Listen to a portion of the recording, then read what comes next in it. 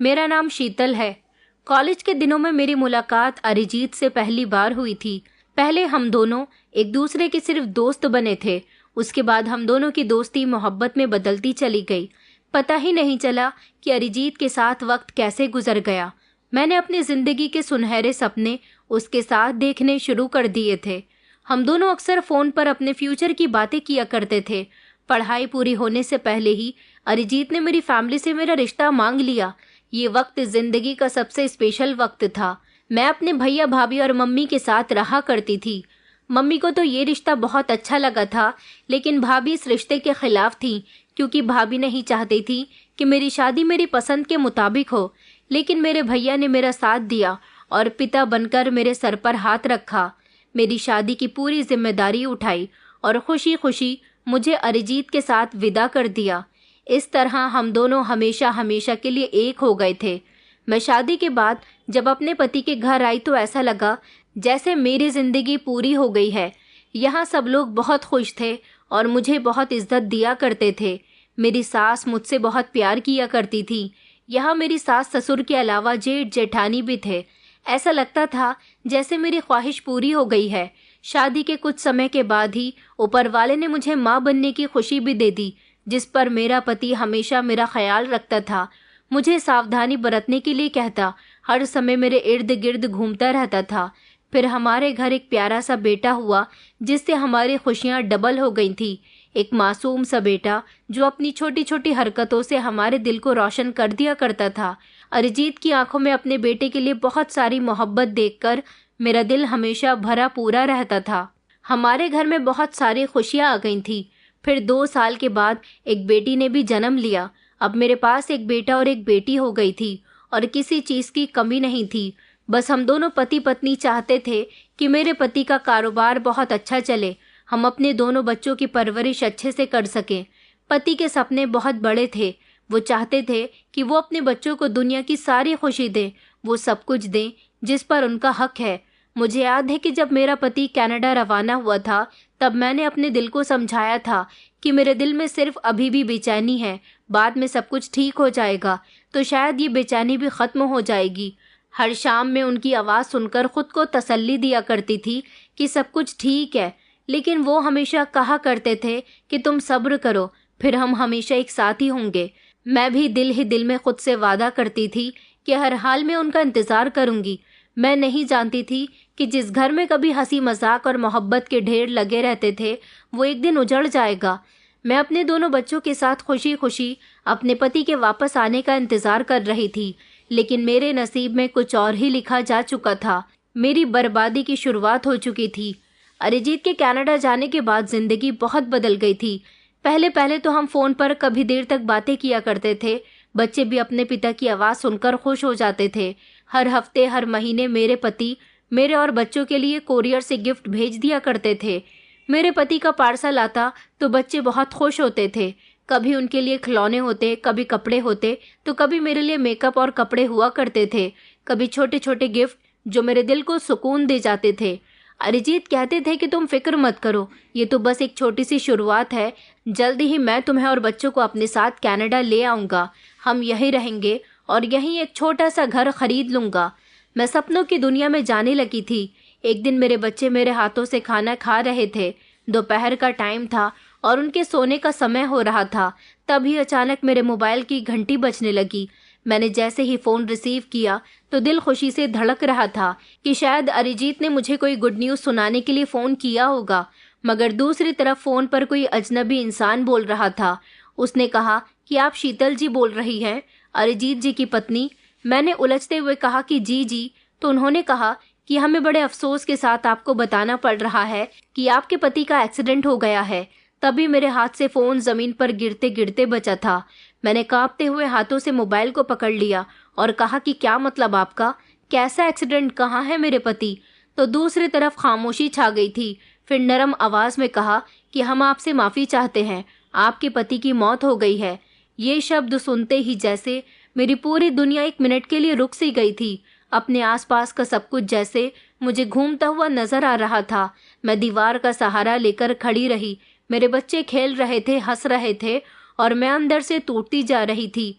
मन कर रहा था कि चीख कर रोऊं, लेकिन आवाज़ जैसे मेरे गले में ही दबकर रह गई थी। मेरी सास जब मेरे कमरे में आई तो मैं उनसे सिर्फ इतना ही कह सकी कि अरिजीत नहीं रहे, और फिर मैं बेहोश होकर गिर गई। फिर घर में जैसे एक मातम सा छा गया था। होश आया तो पूरा घर शोक मना रहा था। घर में मोहल्ले के बहुत सारे लोग थे। घर वाले अफसोस में बैठे हुए थे। एक तरफ मेरी सास और जेठानी रो रही थी, तो दूसरी तरफ मेरे ससुर और जेठ खामोशी से बैठे हुए थे। बच्चे जो कि अनजान थे, उन्हें पता ही नहीं था। वो हैरानी से इधर उधर घूम रहे थे, और मैं जो होश में आने के बाद फूट फूट कर रोने लगी। मोहल्ले की औरतें मुझसे अफसोस जता रही थी, लेकिन मैं किसी की बात सुनने के काबिल नहीं थी। कुछ दिन इसी हाल में गुजर गए थे। लगभग 5 दिन के बाद खबर आई कि मेरे पति की लाश इंडिया आ रही है। मैंने खुद को संभालने की बहुत कोशिश की, लेकिन मेरे अंदर कहीं हलचल थी। मैं दरवाजे पर खड़ी रही, इंतजार करती रही। जब एम्बुलेंस से मेरे पति की लाश को लाया गया तो पूरा मोहल्ला इकट्ठा हो गया। मेरे ससुर, भाई और जेठ मिलकर मेरे पति की लाश को घर के अंदर लेकर आए। मुझे घर के सब लोग संभाल रहे थे। मैं आगे बढ़ने लगी तो सबने मुझे रोक लिया और यही कहा कि बेटा, खुद को संभालो। लेकिन अब मुझे किसी की तसल्ली अच्छी नहीं लग रही थी। मैंने अपने पति की लाश की तरफ हाथ बढ़ाया। जब उनकी लाश से चादर हटाई गई तो जो चेहरा सामने आया वो बड़ा ही खतरनाक था। लाश का चेहरा पूरी तरह से बिगड़ चुका था। ये देखकर मेरा दिल सब्र नहीं कर पा रहा था कि मेरा पति इस दुनिया से जा चुका है।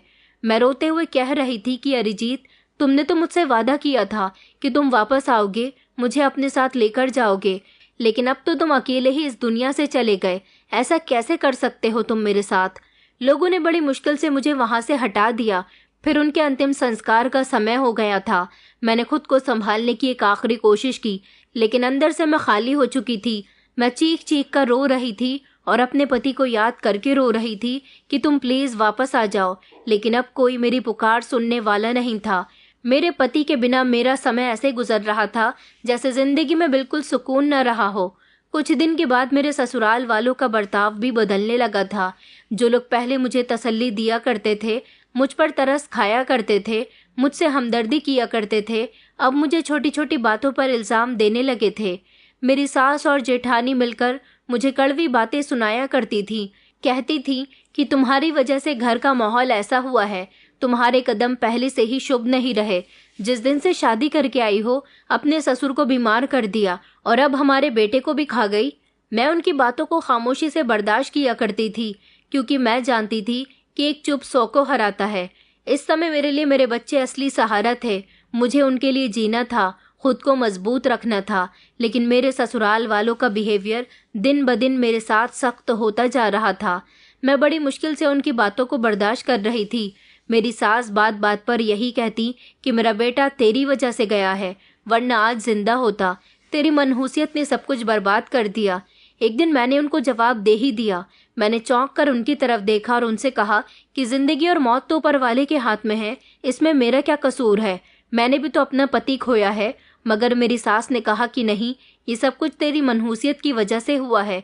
हम तो अपने बेटे से मना किया करते थे कि इस लड़की से शादी मत कर, मगर उसने हमारी मर्जी के खिलाफ जाकर तुझसे शादी कर ली। अब हमें उसका अंजाम भुगतना पड़ रहा है। मैं खामोश रहती और चुपचाप अपने बच्चों की देखभाल में लगी रहती। लेकिन अब तो मेरे लिए इस घर में 2 वक्त की रोटी भी मुश्किल पड़ रही थी। मैं जो किचन से जाकर अपने बच्चों के लिए खाना निकाल कर आई थी, उस पर मेरी जेठानी कहने लगी कि ओ महारानी, मर गया है तुम्हारा पति, कोई जरूरत नहीं है अब ऐसे बेझिझक किचन के अंदर जाने की। हिसाब से खाना दिया करो बच्चों को। अब ये घर सिर्फ मेरे पति की कमाई से चल रहा है। मैंने अपनी जेठानी से कहा कि भाभी, कभी मेरा पति भी तो इस घर में बहुत पैसा कमाकर अपने माता पिता के हाथ पर दिया करता था और आपके लिए भी तोहफे लाया करता था। मैं ये खाना अपने लिए नहीं बल्कि अपने बच्चों के लिए लेकर जा रही हूँ। और आप ही तो कहती थी कि ऊपर वाले ने आपको संतान नहीं दी, तो मेरे दोनों बच्चे आपके लिए आपकी संतान समान हैं। उन्होंने कहा कि हाँ, लेकिन अब दौर वैसा नहीं रहा। अब नहीं है मुझे तुम्हारे बच्चों से कोई भी हमदर्दी। उनके शब्द मेरा दिल बहुत दुखा रहे थे। मैं खामोशी से अपने बच्चों के लिए खाना लेकर कमरे में चली गई थी। खाना खिलाने के बाद बच्चों को सुलाने लगी, तभी मुझे बाहर से आवाज आने लगी। मेरी सास जोर जोर से चिल्ला रही थी और कह रही थी कि ये सब कुछ शीतल के आने की वजह से हुआ है। अब बड़े बेटे का कारोबार भी नुकसान में चलता जा रहा है। पहले मेरे पति को पैरालाइज हो गया, फिर मेरा बेटा मर गया और अब बड़े बेटे के कारोबार का भी नुकसान हो गया। मैं कमरे के दरवाजे में खड़ी उनकी सारी बातें सुनती रही। मेरा मन कर रहा था कि उनसे कहूं कि आपके बेटे की मौत की जिम्मेदार मैं नहीं हूं। मैं तो आपके बेटे से मोहब्बत करती थी। उसी के जाने की तो वजह है कि आज आप लोग इतने कड़क शब्द बोल रहे हो। लेकिन मैं चुप रही। जब मैंने अपने बच्चों की तरफ देखा तो दिल खुद ब खुद सब्र करने पर मजबूर हो गया। मैं जानती थी कि अब मेरी मौजूदगी भी इन लोगों को बर्दाश्त नहीं हो रही। लेकिन एक दिन तो मेरी सास ने हद ही पार कर दी थी। मैं कपड़े धो रही थी जब मेरी सास मेरे पास आई और मुझसे कहने लगी कि उठ जा यहाँ से, चल अपने कपड़े निकाल और निकल जा यहाँ से, और साथ साथ अपने बच्चों को भी ले जा। मैं तुझे अब इस घर में और बर्दाश्त नहीं कर सकती। मैंने कहा, माँ जी क्या हो गया है, मैंने क्या कर दिया? तो उन्होंने कहा कि तूने जो किया है वो हमारे लिए बिल्कुल भी ठीक नहीं है। मोहल्ले के सारे लोग बातें बना रहे हैं कि तू मनहूस है। तेरा मनहूस साया ही तो जब से हमारे घर पर पड़ा है, हमारे घर की बर्बादियां शुरू हो गई। तेरे आने से पहले हमारे इस घर में हमेशा खुशहाली रहा करती थी। बेटे के मरने के बाद पता चला कि घर की बर्बादी की वजह तो तू है। मैंने अपनी आंखें बंद कर ली। शब्द मेरे होठों से निकलते निकलते रह गए। मैंने अपने बच्चों की तरफ देखा। मैं रो रही थी तो वो मेरे करीब आकर मुझसे लिपट गए। मेरा बेटा कहने लगा कि मम्मी अब हम कहाँ जाएंगे, दादी तो हमें घर से निकाल रही हैं। मेरी सास ने कहा कि मेरी बला से कहीं भी जाओ लेकिन मेरे घर में मत रहो। मैंने अपना दिल मजबूत किया और अपने बेटे से कहा कि बेटा तुम फिक्र मत करो, ऊपर वाला हमें जहाँ ले जाएगा हम वहाँ चलेंगे, लेकिन अब यहाँ नहीं रहेंगे। मेरी सास की नीयत कुछ और थी। कुछ दिन बाद सास ने मुझ पर आखिरी इल्ज़ाम लगाया। एक शाम जब मैं किचन में बर्तन धो रही थी, वो किचन में आई और कहने लगी, चल अपना सामान पैक कर और निकल जा घर से। बस बहुत दिन रहने दिया तुझे इस घर में, अब और नहीं। मैंने उनके आगे हाथ जोड़े और कहा, माँ जी मैं कहाँ जाऊंगी, मेरे पास छोटे छोटे बच्चे हैं। ये बच्चे आपके बेटे के हैं और आप इनको बेसहारा कर रही हो। मगर उनके दिल में तो रहम की जगह ही नहीं थी। उन्होंने कहा, जाती है या धक्के मारकर निकालूं। मैं जानती थी कि यह सब कुछ क्यों हो रहा है। मेरे जेठ का कोई कारोबार नहीं डूब रहा था, बल्कि मेरी जेठानी को अब ये बर्दाश्त नहीं हो रही थी कि इस घर में अब सिर्फ उनके पति की कमाई आ रही है और उनकी कमाई से मेरे और मेरे बच्चों का भी गुजारा हो। मैंने खामोशी से अपना सामान उठाया और अपने बच्चों को लेकर घर से निकल गई। मोहल्ले के सारे लोग तमाशा देखते रहे मगर कोई मेरी मदद के लिए नहीं आया। मैंने नजरें झुका ली। अपनी इज्जत, अपनी तकलीफ, अपने सपनों को दिल में दफनाकर मैं घर से निकल गई। तभी मुझे घर के दरवाजे पर ही एक भीख मांगने वाली बूढ़ी औरत मिली। उसने कहा कि बेटा ये दुनिया बहुत बड़ी है, कहीं तो तुझे कोई समझने वाला होगा, तो हिम्मत मत हारना, ऊपर वाला हमेशा तेरे साथ है। ये वही भीख मांगने वाली औरत थी जिसे मैं हर रोज भीख दिया करती थी, लेकिन आज मेरी कंडीशन ऐसी हो गई थी कि मेरे पास इसे देने के लिए कुछ भी नहीं था, बल्कि वो ही मुझे दुआएं दे रही थी। मेरी आंखों में आंसू थे। मैं चुपचाप बच्चे को लेकर मोहल्ले की गलियों में निकल गई। मुसीबत ने मुझे बेसहारा कर दिया था, मगर मैंने फैसला कर लिया था कि मैं हार नहीं मानूंगी। मेरे पास एक पुरानी सी चादर में लिपटे कुछ कपड़े और बच्चों का कुछ सामान था। कुछ कदम चलने के बाद मुझे और बच्चों को थकन महसूस होने लगी थी। मेरी बेटी कंधे पर सर रखकर सो गई थी। उसे मैंने गोद में लिया हुआ था, लेकिन बेटा वो लड़खड़ाते हुए चल रहा था। थोड़ी देर में अपने बच्चों को लेकर एक पेड़ की छांव में बैठ गई थी, मगर वहां कुछ मर्द थे जो मुझे गलत नजरों से देख रहे थे। फिर मैंने अपने बच्चों को लिया और सड़क पार करके रोड तक आ गई, तो मुझे कोई रास्ता समझ नहीं आ रहा था। ऐसा लग रहा था जैसे हर कोई मेरा तमाशा देख रहा है, हर कोई मुझे इल्जाम दे रहा है। फिर मुझे एक घर के नीचे छांव नजर आई तो सोचा कि कुछ देर वहां पर बैठ जाती हूँ ताकि बच्चों को पानी पिला सकूं। सामने से एक बूढ़ी औरत नजर आई।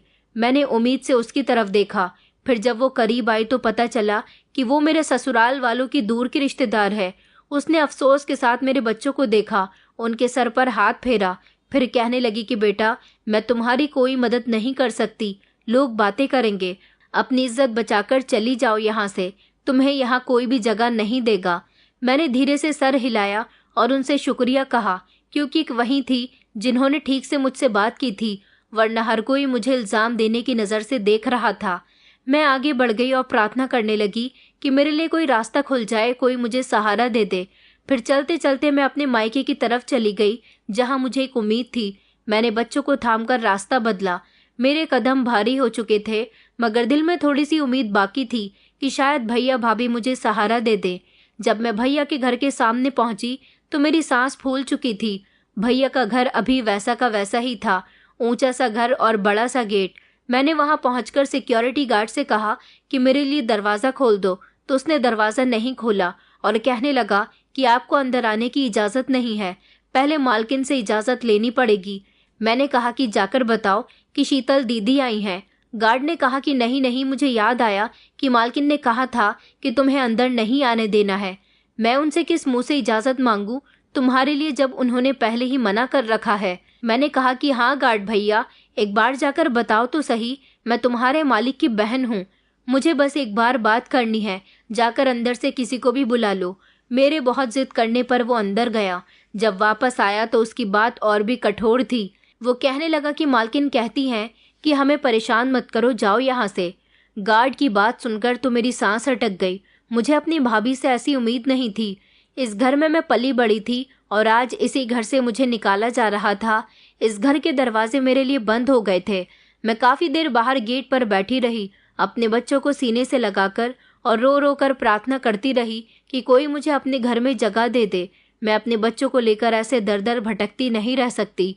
थोड़ी देर के बाद भाभी खुद गेट पर आ गई और कहने लगी, अरे तुम अभी तक यहीं बैठी हो, मुझे तो लगा कि चली गई होगी। वापस चली जाओ यहाँ से, यह बेइज्जती कराने का बहुत शौक है तुम्हें। पहले ही तुम्हारी बूढ़ी माँ को हम समझ रहे हैं, अब तुम भी यहाँ आकर हमारा चैनो सुकून बर्बाद कर दो। निकल जाओ यहाँ से, यहाँ तुम्हारी कोई जगह नहीं है। मैंने कहा, भाभी मैं आपके आगे हाथ जोड़ती हूँ, भाभी मुझे प्लीज़ जगह दे दो, मैं अपने बच्चों को लेकर कहाँ जाऊँगी। भाभी ने कहा कि नहीं जाती हो या गार्ड से कहकर धक्के मारकर निकलवाऊं। मेरी आंखों में आंसू आ गए और मैंने बड़ी मुश्किल से खुद पर कंट्रोल किया। तभी अंदर से धीमी आवाज़ आई कि बहू कौन है दरवाजे पर।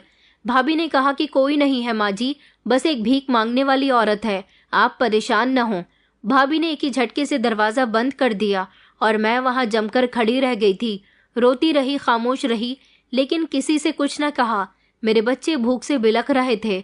मैंने अपनी बेटी का सर सहलाते हुए कहा कि बेटा सब्र करो, कोई ना कोई रास्ता ज़रूर निकल आएगा। काफ़ी देर तक मैं अपने घर के दरवाजे पर बैठी रही। फिर मैंने एक नज़र अपने पूरे घर पर डाली और आंखों में आंसू लेकर वहाँ से अपने बच्चों को लेकर इधर उधर भटकती रही। मेरे अपनों ने ही मेरा साथ नहीं दिया था तो गैर क्या देते। सड़क पर निकली तो कोई मंजिल नहीं थी, न कोई रास्ता, बस बच्चों का हाथ था। मैं आगे बढ़ती जा रही थी। हर कदम मेरे भरोसे को तोड़ रहा था, हर लम्हा मेरी हिम्मत को आजमा रहा था। एक मोड़ पर एक पुरानी दुकान नजर आई। दुकान के आगे 2 कुर्सियां और एक टेबल रखी हुई थी। सोचा कि बच्चों को लेकर यहाँ बैठ जाती हूँ, थोड़ी देर छाँव मिल जाएगी और आराम भी मिल जाएगा। वहाँ बैठते ही दुकानदार पास आया और कहने लगा कि चलो हटो, यहाँ से जाओ। मैंने कहा, भैया आपकी तो बहुत बड़ी दुकान है, 1-2 चीज़ के पैकेट दे दो, मेरे बच्चों का पेट भर जाएगा, मेरे बच्चे सुबह से भूखे हैं। मगर उसने साफ इनकार कर दिया और कहा कि नहीं है तुम्हारे लिए कुछ भी, यहाँ से जगह खाली करो। मैं खामोशी से उठी और वहाँ से भी उठकर आ गई। उस दुकानदार ने मुझे और मेरे बच्चों को वहाँ 5 मिनट भी टिकने नहीं दिया था। अब रात होने लगी तो मैंने फैसला किया कि अब मैं किसी पर भरोसा नहीं करूँगी, अपने बच्चों के लिए खुद रास्ता बनाऊंगी, चाहे जितने भी ठोकर क्यों ना खानी पड़े। आज मुझे सच्चाई का सबसे बड़ा सबक मिला था कि जब वक्त बदलता है तो सारे रिश्ते और सारे चेहरे भी बदल जाते हैं। वो अपने जो कभी हमारे ख़ास हुआ करते थे, वो वक्त बदलने पर सबसे पहले अपनी असलियत दिखाते हैं। सूरज जलने लगा था। मुझे एक अजीब सी बेचैनी होने लगी थी। मैं अपने दोनों बच्चों को लेकर सड़क पर एक तरफ बड़ी पुरानी सी बेंच के पास आकर बैठ गई थी। बेटा मेरे कंधे से लग गया था और बेटी मेरी गोद में बैठकर सो चुकी थी। मेरे दोनों बच्चों को बहुत भूख लग रही थी। तभी सामने मेरी नज़र एक ठेले वाले पर गई जिसके पास पकोड़े और समोसे थे। तेज खुशबू से मेरे बच्चों की आंख खुल गई और उनकी भूख और ज़्यादा बढ़ गई। बेटी ने मेरा दुपट्टा खींचा और कहने लगी कि माँ खाना लेकर आओ ना, बहुत भूख लगी है। मैंने झुकी हुई नज़रों से उसे देखा। उसकी आंखों में एक उम्मीद थी जो मेरे दिल में चुभ रही थी।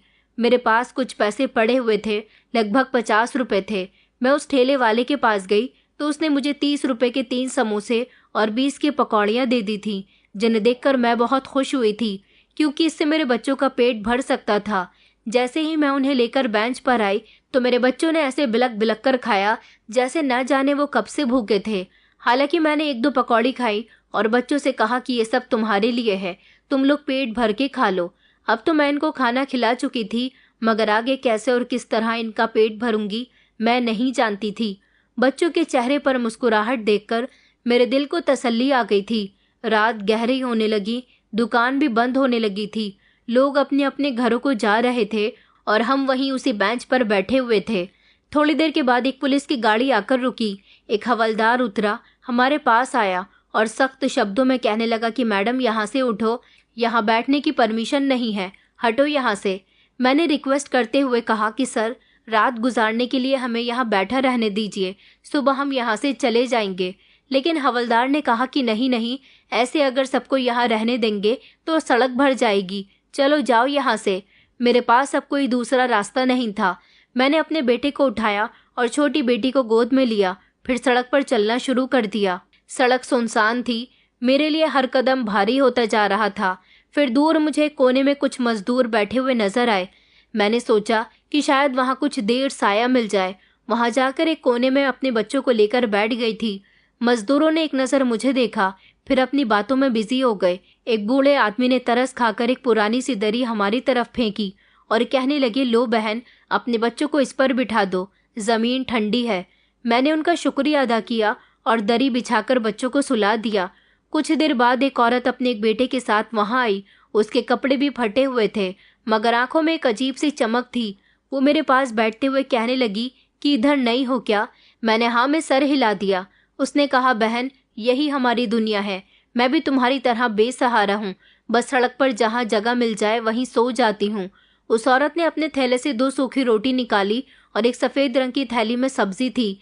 मेरी तरफ बढ़ाते हुए कहने लगी, लो खा लो, भूखी होगी। मैं मांग कर लाई थी। मैंने उसे मना करना चाहा, मगर उसने ज़बरदस्ती खाना मेरी तरफ रख दिया। मैंने उसका शुक्रिया अदा किया और दिल में सोचा कि इसकी कंडीशन भी मेरे जैसी ही है, तभी तो ये मेरी मदद कर रही है, क्योंकि इसे मेरी तकलीफ़ का अंदाज़ा हो रहा है। आज पहली बार मैंने जाना था कि भूख और इज्जत इंसान को किस तरह से रौंद देती है। मुझे तो नींद नहीं आई थी। मैं इसी तरह से बैठी रही, तभी कुत्ते आकर भौंकने लगे। बच्चों की आंख खुल गई और डरकर मुझसे लिपट गए। मैंने हाथ से कुत्तों को दूर किया। एक आदमी ने कहा कि बहन, सड़क पर रात गुजारने वाले का सबसे पहले दुश्मन यही जानवर हैं, सावधान रहना। दिन निकल आया था, सब कुछ वैसा का वैसा ही था। मैंने सोच लिया था कि अब मैं भीख मांगने से भी नहीं शर्माऊंगी। अगर मुझे अपने बच्चों के लिए भीख मांगनी पड़ेगी तो मैं वो भी करूंगी। मैं हर दरवाज़ा खटखटाऊंगी, हर बेइज्जती को बर्दाश्त करूंगी, मगर उन्हें भूखा नहीं सोने दूंगी। मैंने बच्चों को तैयार किया, बेटी के बाल बांधे और बेटे के कपड़े झाड़े और फिर बच्चों को लेकर बाजार की तरफ निकल गई। मुझे लगा कि यहाँ इतने सारे लोग हैं, कोई तो मेरी हालत पर रहम करेगा। मैं बाजार के किनारे पर खड़ी हो गई थी। मैंने बच्चों को वहाँ बैठा दिया और खुद झिझकते झिझकते बाजार में चलना शुरू किया। किसी ने नज़र उठाकर भी नहीं देखा। कोई खाली हाथ लौटा देता तो किसी ने 2 या 5 रुपए के सिक्के दे दिए थे और एक औरत ने तो कहा कि अच्छी खासी जवान औरत है, देखो तो भीख मांग रही है। इतना नहीं हो सकता कि कहीं कोई काम ढूंढ ले, बस लोगों को बहाना चाहिए भीख मांगने का। उसकी बात सुनकर मैं खामोश रही, क्योंकि मेरा दिल अब मजबूत हो चुका था।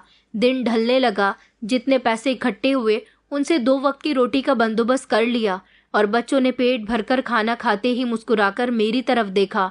उसी लम्हे ने मेरी सारी थकान उतार दी। इस तरह मैं हर दिन बाजार में जाने लगी। कई दिन हो गए थे। अब तो वहाँ के दुकानदार और कस्टमर भी मेरे बच्चों सहित मुझे पहचानने लगे थे। सुबह सवेरे जब बाजार खुलता तो मैं बच्चों को साथ लेकर एक तरफ बैठ जाती थी और अपनी नज़र ज़मीन की तरफ झुकाकर उनके आगे हाथ फैला दिया करती। कुछ लोग बिजी होते थे तो मुझे नज़रअंदाज कर दिया करते थे, तो कुछ पैसे देकर चले जाते थे और कुछ ताने दिया करते थे। मुझ में इतना हौसला आ चुका था कि लोगों की बातों से अब मुझे कोई फ़र्क नहीं पड़ता था। बच्चों की भूख और मजबूरी मेरी ज़बान को बंद कर चुकी थी। धूप तेज़ हो रही थी। बेटी को प्यास लगने लगी तो उसने पानी मांगा। मैंने इधर उधर पानी की तलाश की। तभी एक ठेले पर मुझे कोल्ड ड्रिंक, पानी और शरबत बिकता हुआ नजर आया। मैंने अपने थैले में हाथ डाला जिसमें मैं भीख के पैसे इकट्ठा किया करती थी। उसमें कुछ बचे हुए पैसे थे। हिचकिचाते हुए मैंने एक पानी की बोतल खरीद ली। मेरे दोनों बच्चों ने पानी ऐसे पिया जैसे वो कई दिनों से प्यासे हों। बाजार में एक जगह छोटा सा ढाबा था। कभी कभी वहाँ के नौकर बचा हुआ खाना मुझे दे दिया करते थे। मैं दिल ही दिल में उनकी शुक्रगुजार थी। एक दिन ढाबे के मालिक ने मुझे अपने पास बुलाया और कहने लगा कि देखो बहन, ये जगह सड़क के किनारे है, यहाँ से जाओ, कस्टमर परेशान होते हैं। मैंने हाथ जोड़कर कहा कि साहब, मैं किसी के सामने बैठकर भीख नहीं मांगती, बस एक कोने में बैठ जाऊंगी। मगर उसने सख्ती से कहा कि बात को समझो वरना पुलिस को बुला लूंगा। मैंने खामोशी से अपने बच्चों को उठाया और बाजार के दूसरे रास्तों पर जाकर बैठ गई। हर जगह हर इंसान का दिल इतना बड़ा नहीं होता कि वो हम पर रहम करे। एक दिन एक अमीर औरत के बच्चे ने मुझे भीख के पैसे दिए तो उसका हाथ मेरे हाथ से टच हो गया। उस औरत ने अपने बेटे को डांट लगाई और कहने लगी कि तुमसे कहा था ना कि दूर से पैसे देना, ये लोग गंदे होते हैं, इनसे बीमारियां हो जाती हैं। मेरी आंखों में आंसू आ गए और मैं सोचने लगी, अच्छा तो गरीबी बीमारियों का रास्ता भी होती है। एक दिन मैं भीख मांगने के लिए अपने बच्चों को लेकर सब्जी मंडी चली गई। वहां पर एक सब्जी वाले ने मुझसे कहा कि बहन, थोड़े खीरे बचे हैं, घर ले जाओ, खा लेना। मैं खुश हो गई। जैसे ही मैंने खीरों को अपने हाथ में लिया तो देखा कि सारे के सारे खीरे खराब थे, मगर मेरा और मेरे बच्चों का पेट भरने के लिए वो काफ़ी थे। मैंने और बच्चों ने सही सही खीरे निकाल कर खा लिए और बाकी फेंक दिए। यही बहुत था कि उस इंसान ने मुझे कुछ तो दिया था। कुछ दिन और इसी तरह से गुजर गए। अब मौसम ठंडा होने लगा था, सर्दी धीरे धीरे आ रही थी। मेरे बच्चों की हालत दिन ब दिन खराब होती जा रही थी, कभी बुखार कभी खांसी। मैंने कोशिश की कि अपने बच्चों को दवाई दिला सकूं, किसी डॉक्टर के पास ले जा सकूं, मगर मेरे पास पैसे नहीं थे। दिन इसी तरह से गुजर रहे थे, कभी उम्मीद की किरण, कभी मायूसी की चादर। लेकिन मैंने ठान लिया था कि अपने बच्चों के लिए हर मुसीबत से लड़ जाऊंगी, लेकिन उन्हें कभी भूखा नहीं सोने दूंगी। बाजार की सड़कों पर बैठे बैठे मुझे कई दिन गुजर गए थे। अब लोगों के चेहरे में एक ही नज़र में पड़ लिया करती थी कि कौन मुझ पर रहम खा रहा है और कौन मेरा तमाशा देख रहा है। मगर फिर भी मैं सुबह से शाम तक इसी उम्मीद पर बैठी रहती थी कि कभी तो मेरे दिन बदलेंगे, कभी तो कोई चमत्कार होगा। एक शाम बाजार बंद हो चुका था, सड़क पर अंधेरा था। मैंने बच्चों को संभाला और चल पड़ी। सर्दी बढ़ने लगी थी। खुले आसमान के नीचे रात गुजारना अब मुश्किल होता जा रहा था। बेटी का बुखार बढ़ गया, उसका शरीर तप रहा था। वो कभी हल्की सी सिसकारी मारती तो कभी कांप उठती। चलते चलते मैंने देखा कि एक पुरानी छोटी सी दुकान थी जिसका दरवाज़ा टूटा हुआ था और अंदर कचरे का ढेर लगा हुआ था, मगर चारों तरफ दीवार और छत। मैंने सोचा कि यहाँ चली जाऊंगी तो सर्दी से बच जाएंगे। मैं अपने बच्चों को लेकर वहाँ चली गई। देखा तो चारों तरफ कचरा ही कचरा था।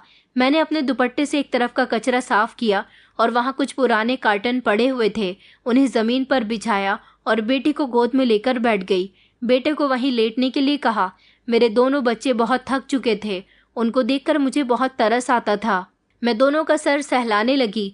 मैंने अपने फटे हुए दुपट्टे को बच्चों पर डाल दिया ताकि सर्दी से बच सकें। जागते जागते सारी रात गुजर चुकी थी। बेटी का बुखार कम होने का नाम नहीं ले रहा था। न कोई दवाई थी न कोई डॉक्टर। कई बार सोचा कि बेटी को किसी अस्पताल के सामने लेकर बैठ जाऊं, मगर बिना पैसों के मुझे वहां से भी भगा दिया जाएगा।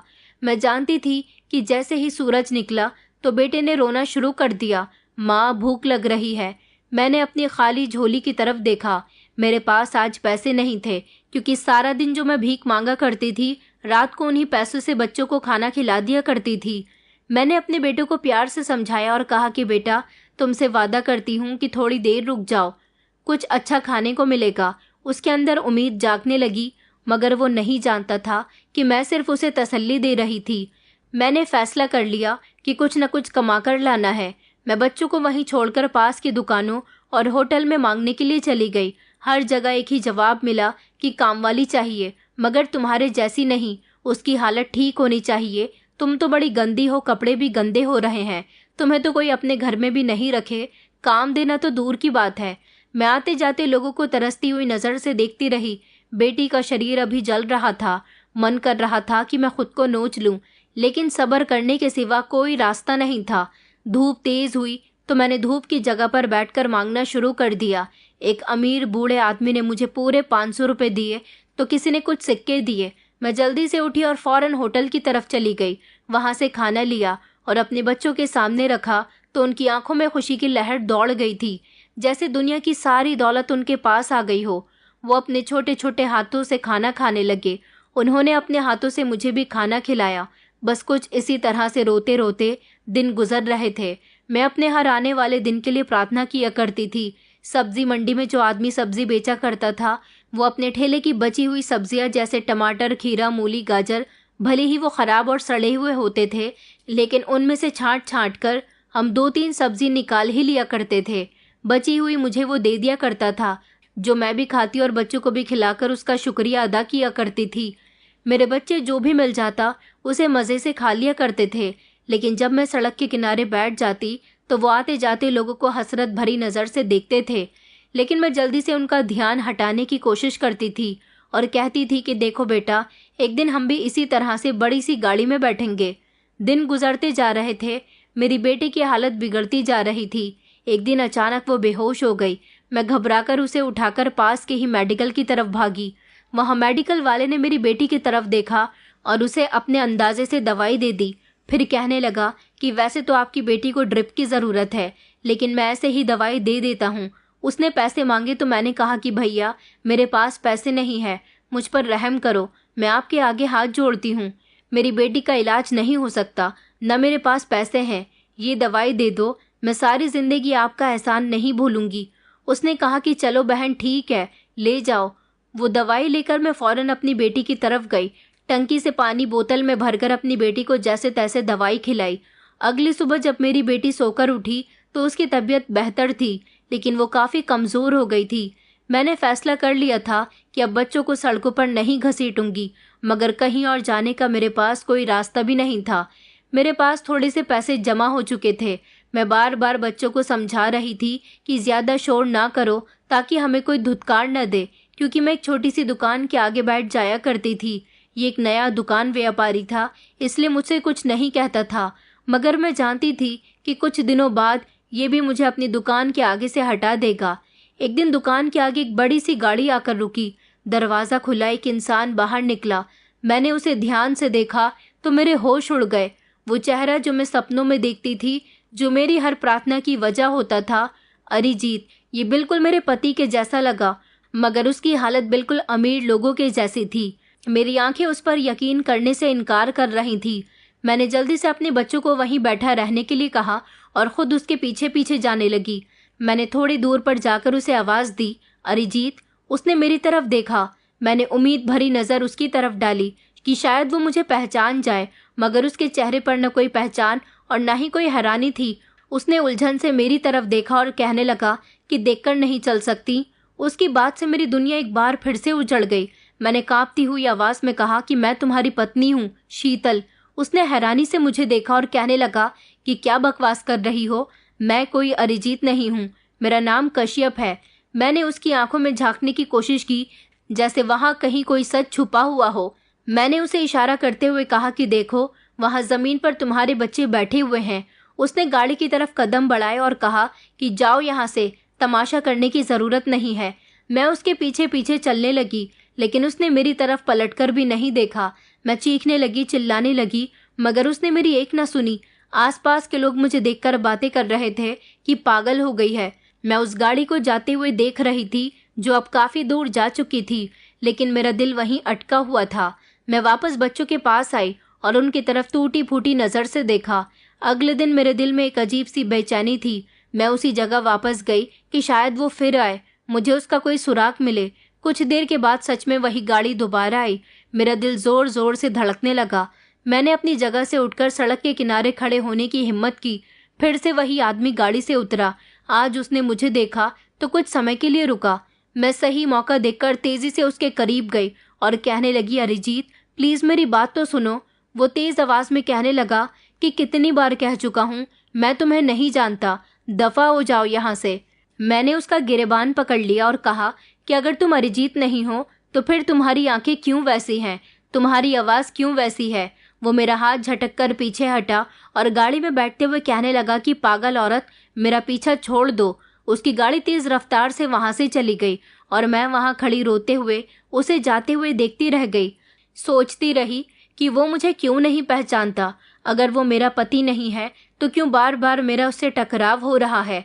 अगले दिन कुछ दिन तक वो नहीं आया, लेकिन मैं वहीं भीख मांगती रही और उसका इंतजार करती रही। फिर कुछ समय के बाद फिर से मैंने एक चमचमाती हुई गाड़ी को देखा। हर अजनबी चेहरे में मैं अपने पति को तलाश किया करती थी। वो मेरा पति ही था, बिल्कुल वैसा ही चेहरा, बिल्कुल वैसी ही आवाज़। अपने पति को देखने के बाद मेरा दिल चैन नहीं लेने दे रहा था। मैं जानती थी कि जो मैं देख रही हूँ वो कोई झूठ नहीं है, मगर उसका इनकार मुझे अंदर से तोड़ रहा था। फिर भी मैंने हार नहीं मानी और उस दिन भी मैं उसके सामने जाकर खड़ी हो गई। आज तो मैं बच्चों को भी अपने साथ ले गई थी और बिल्कुल उसके सामने खड़ी हो गई। मैंने कहा, अरिजीत, एक बार मेरी आंखों में देखो, सच छुप नहीं सकता। उसने चिढ़ते हुए कहा कि कितनी बार कह चुका हूँ, मैं अरिजीत नहीं हूँ, मेरा नाम कश्यप है। अपनी इज्जत का कुछ ख्याल करो और दफा हो जाओ यहाँ से। मैंने उसके आगे हाथ जोड़ते हुए कहा कि अगर तुम मेरे पति नहीं हो तो फिर क्यों मेरी आत्मा तुम्हें पहचान रही है? क्यों मेरे दिल में यकीन है कि तुम मेरे पति ही हो? उसके चेहरे पर उलझन भरे एक्सप्रेशन आ गए। अब की बार उसकी नज़रें खाली थीं। मैंने कहा कि मैं तुम्हारे आगे हाथ जोड़ती हूँ, अपने दिमाग पर ज़रा जोर देने की कोशिश करो, पिछली बातें याद करने की कोशिश करो कि तुम्हारे साथ मेरी शादी हुई थी और ये ज्योति और मोहन है, हमारे बच्चे। एक बार अपनी आंखें बंद करके अपने दिल की सुनो। उसने मेरा कहना मान लिया और अपनी आंखें बंद की। कुछ लम्हे ऐसे गुजरे जैसे दुनिया थम गई हो। फिर उसने होठों से धीरे धीरे कहा कि शीतल। मैंने अपने आंसुओं पर कंट्रोल करते हुए कहा कि हाँ, मैं तुम्हारी शीतल हूँ। उसने अपनी आंखें खोली। अब उसकी आंखों में अजनबी याद नहीं बल्कि पहचान थी। उसने कहा कि मैं याद कर पा रहा हूँ, मेरे साथ एक हादसा हुआ था, मैं खून से सना हुआ था। वो बोलते बोलते अचानक रुक गया। मैंने धीरे से कहा कि हाँ, तुम कनाडा गए थे और वहाँ तुम्हारा एक्सीडेंट हो गया था।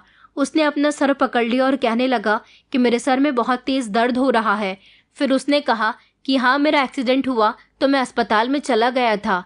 जब मुझे होश आया तो मैं किसी अजनबी इंसान के घर में था, एक बड़ा सा बंगला। उन लोगों ने कहा कि मैं उनका बेटा हूँ। मैंने अपने आप को आईने में देखा तो पहचान नहीं सका। मेरा चेहरा बिगड़ गया था, मेरी आंखें खुल नहीं रही थी। वो बोलता रहा। दरअसल जिस लड़के का एक्सीडेंट हुआ था उनके बेटे का चेहरा पूरी तरह से बेकार हो गया था और वो मेरे पति के साथ ही कनाडा में नौकरी किया करता था। उन्होंने मेरे पति को एक्सीडेंट के बाद अपने घर में रख लिया। उसकी याददाश्त चली गई तो उन्होंने उसको बताया कि वो उनका बेटा है, लेकिन असल में उनका बेटा मर चुका था। मेरे पति ने कहा कि कुछ दिन मैं उन लोगों के साथ रहा और जब मेरी मेडिकल कंडीशन ठीक हो गई तो उन्होंने मुझे बेटा मान लिया। मैं भूल गया था कि मेरी असली पहचान क्या है। उसने अपने आंसू साफ करते हुए कहा कि मैं तुम्हें भूल गया था शीतल। उसने एक ही झटके से मुझे अपनी तरफ खींच लिया और मुझे गले से लगाकर फूट फूट कर रोने लगा। फिर उसने बच्चों को देखा और बच्चों को भी गले से लगा लिया। मेरे बच्चे भी उसे देखकर बिलख बिलख कर रोने लगे थे। काफी समय के बाद बच्चों को पिता की मोहब्बत नसीब हुई थी। वो जोर जोर से रो रहा था कि मैं अपने परिवार को भूल गया था, अपने बच्चों को भूल गया था। ऐसा कैसे हो सकता है? बीच सड़क पर हम सभी आपस में लिपटकर जोर जोर से रो रहे थे। मेरे पति ने मेरी तरफ देखा और कहने लगे कि शीतल, मुझे माफ कर दो, मैं नहीं जानता था कि मेरे भूलने से तुम्हारी क्या हालत हो जाएगी। मैंने धीमी आवाज में कहा कि मैंने कभी तुमसे शिकायत नहीं की, बस तुम्हारे वापस लौटने की प्रार्थना करती रही, लेकिन ऊपर वाले ने मेरी प्रार्थना सुन ली है। वो बच्चों की तरफ देखने लगा। उसने अपने दोनों बच्चों को अपनी बाहों में भर लिया और कहने लगा कि ये मेरे बच्चे हैं, मैं उनसे बहुत प्यार करता हूँ। मेरे बच्चों को मेरी वजह से बहुत सारी परेशानियों का सामना करना पड़ा, मगर मैं अब वादा करता हूँ कि ऐसा कभी कुछ भी नहीं होगा। फिर मेरा पति मुझे और बच्चों को अपने साथ अपनी बड़ी सी चमचमाती गाड़ी में बिठाकर एक बड़े से होटल में ले गया था। हम सब ने वहाँ रात गुजारी। मुलायम बिस्तर, गर्म खाना, ये सब हमारे लिए बहुत बड़ी खुशनसीबी थी। ऐसा लग रहा था जैसे बहुत समय के बाद बिस्तर नसीब हुआ है। दोनों बच्चे तो गहरी नींद में सो रहे थे। सारी रात मेरा पति कभी मुझे देखता रहा तो कभी बच्चों को। उन्होंने कहा कि शीतल, मैं बहुत शर्मिंदा हूँ कि तुम्हें कितनी सारी परेशानियों का सामना करना पड़ा, लेकिन तुम्हारे साथ ये सब कुछ हुआ कैसे? तुम घर छोड़कर क्यों सड़क पर आ गई? फिर मैंने रोते हुए अपने पति को हर हकीकत के बारे में बताया, हर उस इंसान की हकीकत के बारे में बताया जिसने मुझे और मेरे बच्चों को धुतकार दिया था। लोगों की हकीकत सुनकर मेरे पति को बहुत गुस्सा आया। अगला दिन निकला तो उन्होंने सबसे पहले मुझे और बच्चों को नए कपड़े दिलवाए और हमारी हालत ठीक की। उसके बाद हमें पेट भर के खाना खिलाया और फिर अपने माता पिता के घर ले गए। जब उन्होंने दरवाज़ा बजाया तो दरवाज़ा उनके पिता ने खोला था। जिन्होंने एक जोरदार चीख मारी, मेरा बेटा अरिजीत! अरे सुनती हो, देखो कौन आया है, देखो हमारा बेटा जिंदा है। घर में एक अजीब सा शोर मच गया। मेरी सास, जेठानी और जेठ दौड़ते हुए दरवाजे पर आए। उन्होंने जब अरिजीत को जिंदा देखा तो जल्दी से उनसे गले लगने के लिए आगे की तरफ बढ़े। मेरा पति 2 कदम पीछे हट गया और कहने लगा कि आप लोग मेरे अपने नहीं हो सकते। आखिर किस हक से आप मुझे गले लगाने के लिए आ रहे हैं? मैं आप लोगों को नहीं जानता। आप लोगों ने मेरी पत्नी और बच्चों को भीख मांगने पर मजबूर कर दिया, मेरी मौत का जिम्मेदार ठहराया। मैं आप लोगों को कभी माफ नहीं करूंगा। जिस तरह से मैं आपके लिए मर गया था, उसी तरह से मैंने आपको भी मरा हुआ समझ लिया। मुझे नहीं पता था कि आप लोगों को मेरी पत्नी और बच्चों से इतनी नफरत है। ये तो अच्छा हुआ कि सच में मैं नहीं मरा, सिर्फ मेरा एक्सीडेंट हुआ था और मेरी याददाश्त चली गई थी। इतने पर ही आपने मेरे बच्चों और पत्नी की जिंदगी खराब कर दी। मैं आप लोगों को समझाने आया हूँ कि मेरा आपसे कोई संबंध नहीं है। मेरे जो अपने मेरी पत्नी और बच्चों को नहीं समझते, मैं भी उनको नहीं समझूंगा। आप लोग समझ लीजिए कि आपका बेटा अभी भी मरा हुआ है। इतना कहकर वो मेरा हाथ पकड़कर आगे बढ़ने लगा। जब मेरी सास ने रोते हुए कहा कि बेटा, हमने तो ये सब कुछ गुस्से में कहा था, हमें क्या पता था कि तुम जिंदा हो। मेरे पति ने पलटकर अपनी माँ को जवाब दिया, माँ, क्योंकि आपने ठान लिया था कि आपका बेटा मर गया है तो उसकी पत्नी और बच्चे हम पर बोझ हैं। आपने मेरे मरते ही उनको बेघर कर दिया। गुस्से में जब आप इन लोगों को बेसहारा कर सकती हैं, तो मैं भी आप लोगों से सारे संबंध खत्म कर सकता हूँ। मेरे ससुराल वाले बहुत शर्मिंदा हो रहे थे। वो मेरे पति को रोकते रह गए, लेकिन मेरे पति ने पीछे पलटकर नहीं देखा और वो उनसे सारे संबंध खत्म करके फिर मुझे मेरे मायके की तरफ लेकर गया, जहां उन्होंने मेरे भैया भाभी से बात की और उनसे कहा कि आज से आप लोगों का संबंध हमसे पूरी तरह से खत्म होता है, क्योंकि आप लोगों ने मेरी पत्नी को अपने घर में जगह नहीं दी। हालांकि उसने इसी घर में जन्म लिया था। ये घर जितना आपका है उतना इसका भी है। इस पर मेरी भाभी कहने लगी कि हमें क्या पता था कि तुम जिंदा हो, अगर ऐसा पता होता तो इसे जगह दे देते। मेरे पति ने उनको भी खरी खोटी सुनाई और कहा कि अब मैं आ गया हूँ अपने बच्चों और अपनी पत्नी की देखभाल करने के लिए। अब मुझे किसी की कोई ज़रूरत नहीं है। अब मैं इनको कभी भी ज़िंदगी की मुश्किलों से लड़ने नहीं दूंगा। मेरे पति मेरा हाथ पकड़कर मुझे और बच्चों को एक बड़े से घर में लेकर आ गए थे। कहने लगे कि कनाडा से आने के बाद मैंने ये घर खरीदा था और मैं यहाँ पर रहता हूँ। बच्चे वो घर देखकर ज़ोर ज़ोर से खुशी से उछलने लगे। उन्हें यकीन नहीं हो रहा था कि ये उनका घर है। मैं रोने लगी और ऊपर वाले से शुक्रिया अदा करने लगी कि किस तरह से उन्होंने मेरी ज़िंदगी से परेशानियों को निकाल दिया। मुझे मेरा पति भी वापस दे दिया और मेरे परिवार की खुशियाँ भी। मेरे पति की याददाश्त पूरी तरह से आ चुकी थी, लेकिन आज भी वो शर्मिंदा होते हैं कि उनके पीछे मैंने और बच्चों ने कितना बुरा समय गुजारा है। मैंने ये जान लिया है कि हर इंसान का वक्त एक जैसा नहीं रहता। मेरे पति के पास अब काफ़ी दौलत भी है। ये बात जब उनके घर वालों को पता चली तो वो उनसे कई बार माफ़ी मांगने के लिए आए, लेकिन मेरे पति ने अपने घर वालों को माफ़ नहीं किया। उनका कहना था कि मेरे परिवार ने जो परेशानी सही है उनके लिए मैं कभी किसी को माफ़ नहीं कर सकता। मैं जो कभी बुरे समय में लोगों का असली चेहरा देख चुकी थी, अब जान गई हूँ कि हर इंसान को अपने कड़े समय के लिए तैयार रहना चाहिए, क्योंकि कोई किसी का अपना नहीं होता। जब हमारा बुरा समय आता है तो कोई हमें समझने के लिए आगे नहीं बढ़ता। मैं जो हमेशा हर किसी के साथ मोहब्बत से पेश आया करती थी, अब लोगों से दूरी बनाकर रखती हूँ, क्योंकि जान गई हूँ कि अच्छे समय में भी लोगों से दूरी बनाना बेहतर है, क्योंकि बुरा समय आने में देर नहीं लगती। बुरा समय आएगा तो लोगों से खुद ही दूरी बनी रहेगी। मुझे उनके करीब जाने की इतनी शिद्दत ना होगी। दोस्तों, उम्मीद करती हूँ आपको हमारी कहानी पसंद आई होगी। कहानी पसंद आई है तो वीडियो को लाइक करें, चैनल पर नए हैं तो चैनल को सब्सक्राइब करें और हाँ, नोटिफिकेशन बेल को ज़रूर दबाएं ताकि अगली अपडेट सबसे पहले आपको मिले।